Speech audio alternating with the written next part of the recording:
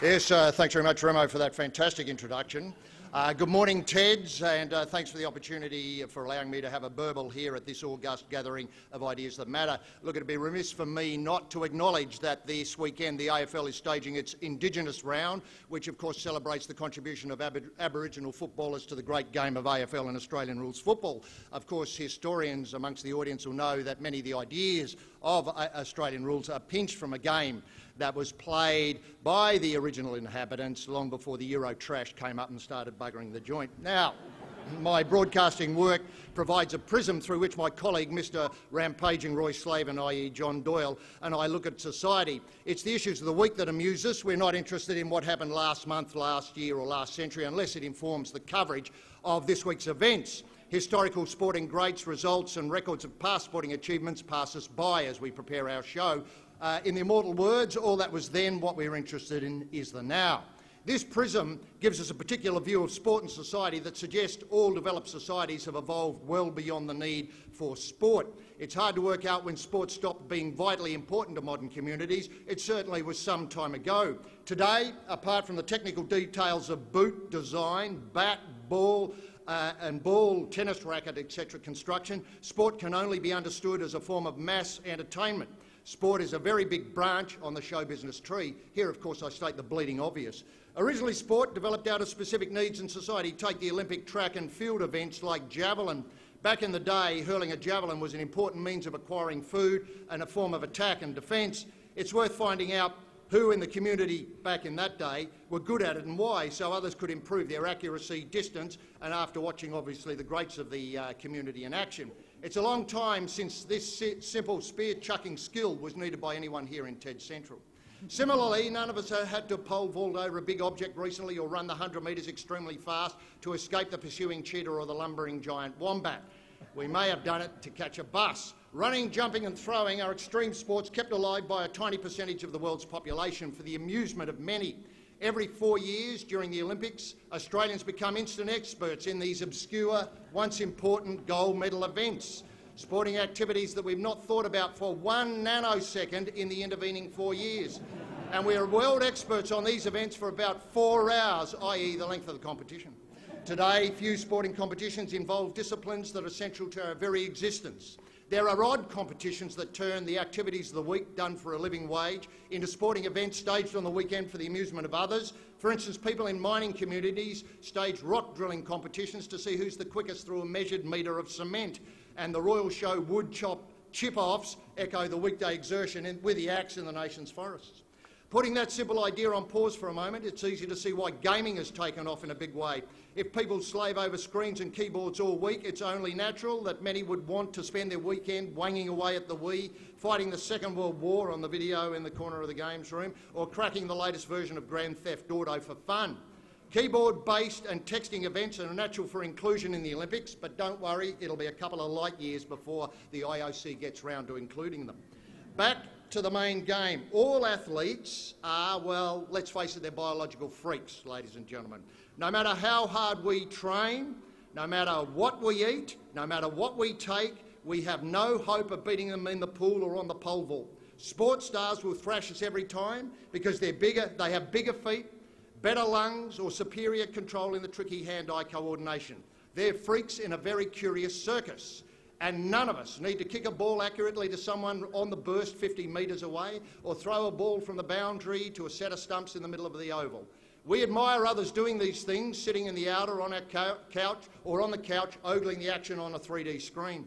Well, that's in the future, starting, I think, Monday night when Australia take on New Zealand as the most important match the Socceroos will play this year, notwithstanding the World Cup. We always have to beat New Zealand. Again, the bleeding obvious. The majority of Australians participate now in sports sitting down using only their eyes and ears.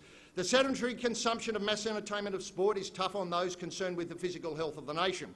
No matter how much money the government tips into sport at all levels of competition from the Olympics down, there is little discernible return on this investment in a measurable improvement of the health of those camped down on the couch, especially those in the chunkier end of the health spectrum. Obesity is now killing more Australians than smoking. This is an incredible achievement, ladies and gentlemen, for a society that prides itself on its sporting success. Sport has not been shy in hooking up with the world of show business, as I mentioned earlier. It now is verging on getting out of control. The AFL now have more registered personnel covering the caper than in the media than they have footballers registered to play it. It's an incredible statistic. That's seriously odd in my view. The new AFL outfit, based out here in the western suburbs of Sydney, appears to be only wanted by a brains trust seated around a boardroom in Melbourne. I don't hear much clamour from the western suburbs of Sydney for it. Sport has become so vast, sporting administrators are continually inventing bigger and brighter wheezes to provide the sedentary audience at home reasons to be interested. As fixtures and teams roam all over Australia and all over the world, it's hard for any fan to maintain a consistent level of interest across any code. In the AFL, it's hard for people in Sydney to actually be interested in the matches involving the Adelaide Crows, Port Power, Fremantle Dockers and the West Coast Eagles. It still seems too far away. In the Rugby League, why should Sydney-siders be interested in clashes between the far north Queensland Cowboys or the New Zealand Warriors unless they have connection with these places or to the players? This is a real problem for the administrators of the code, and so they've invented a series of wheezes to keep you interested. This is why tipping competitions, dream teams, fantasy football wheezes have become central to the promotion of sport, and why gambling is now an ever-increasing element in the sporting experience. Gambling updates are starting to dominate media coverage so that fans often know the current odds on a result before they know the current score when they tune into coverage. And with all codes, spending more and more on all of these things is exhausting the current streams of income, and the drive for more members has become front and centre in the quest for financial stability. Membership is the off-season holy grail now, but club membership does not offer you much except being part of something you can be part of, and hopefully every so often it's a winning idea. But given the collapse of society structure, I believe the football club membership should be recast as a basic unit of organisation in the community. We need to rethink the role of membership. Members are shelling out to join up, and they should be seen as an enormous community resource. And I want to suggest two areas that all club members should get involved in, and they're firstly power generation and secondly food production. On the first, the AFL should immediately install 5,000 stationary bikes on game days at all major venues like the MCG, Etihad Stadium and the SCG. These stationary bikes, manned by club members of the participating team, would pedal for power while watching the game. The bikes would be sited in premium positions so as pedalers could witness the on-field action. The energy generated by this completely renewable source would power up the ground at night, and the excess would be fed back into the national power grid and sold back to club members at a premium discount.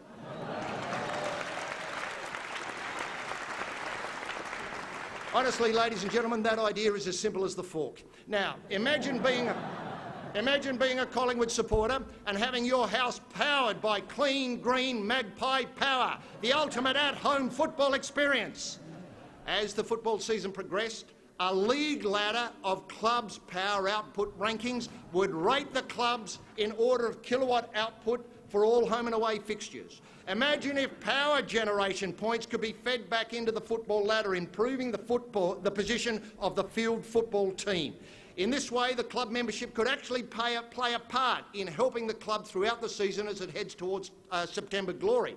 I might point out that those who followed the match last night, Geelong v Collingwood, it would have been great to have the power outage of the Collingwood club recorded in goals, which would have accrued to the score, and then the combined total of the power output and the score would have beaten Geelong. It would have been a fantastic result.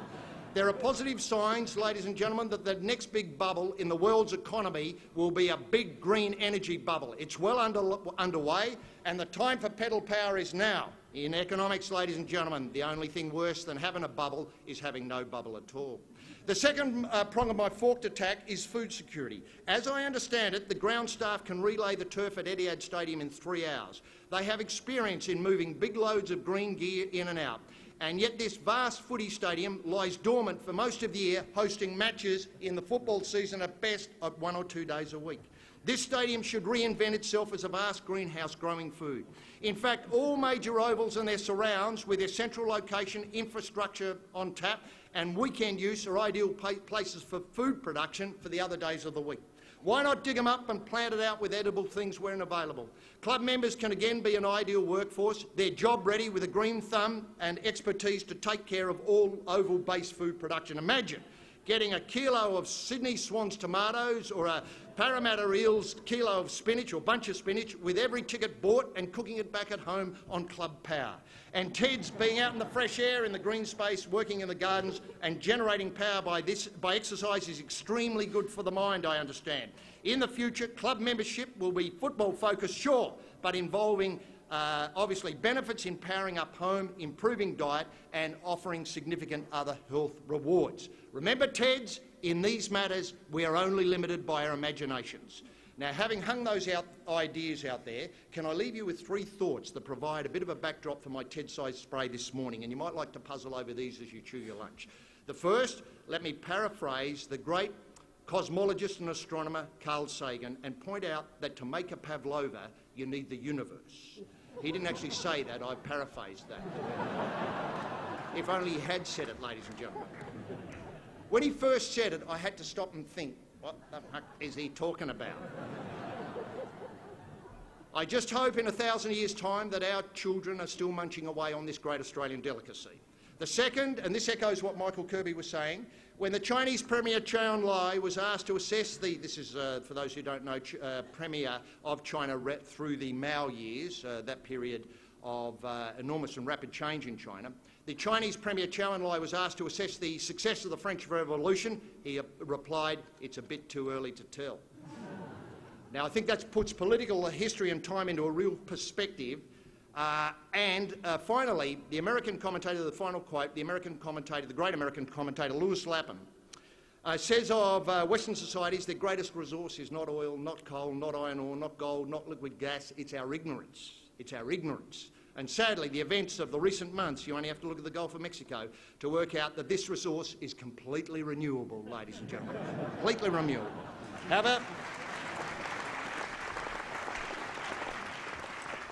However, your presence here today suggests many of us are trying to swerve around these particular speed humps. Teds, enjoy the rest of the day, and I hope that in 500 years' time, somebody, somewhere, is continuing the tradition of these exciting conversations. Bye now.